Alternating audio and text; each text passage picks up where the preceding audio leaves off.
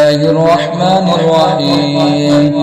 يا أيها الناس اعبدوا ربكم الذي خلقكم والذين من قبلكم لعلكم تتقون.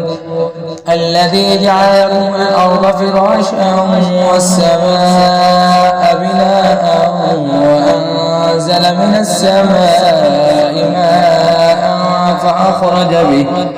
فأخرج به من الثمرات رزقا لكم ولا تجعلوا لله أندادا وأنتم تعلمون. وإن كنتم في ريب مما نزلنا على عبدنا فأتوا بسورة من مثله وادعوا شهداءكم من دون الله إن كنتم صادقين. فإن لم تفعلوا ولا تفعلوا فاتقوا النار التي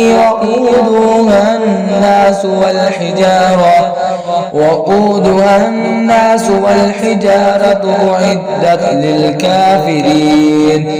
وبشر الذين آمنوا وعملوا الصالحات أن لهم جنات تجري من تحتها الأنهار كلما رزقوا منها من ثمرة رزقا قالوا هذا الذي رزقنا من قبل وأتوا به متشابها ولهم فيها أزواج مطهرة وهم فيها خالدون.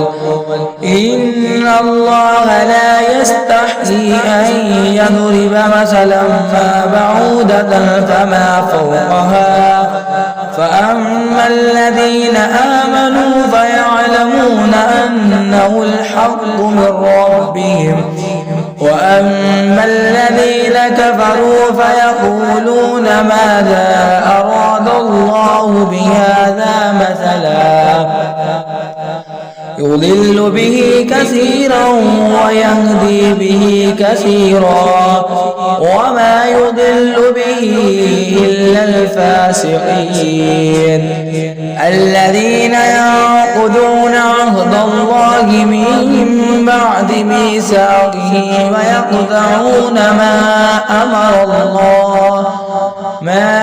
أمر الله به أن يوصل ويفسدون في الأرض أولئك هم الخاسرون.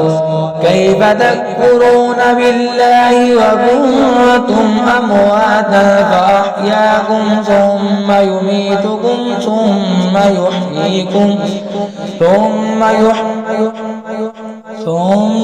يحييكم ثم إليه ترجعون.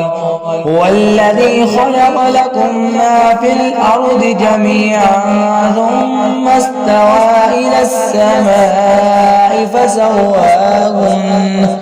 فسواهن 7 سماوات وهو بكل شيء عليم. صدق الله العظيم.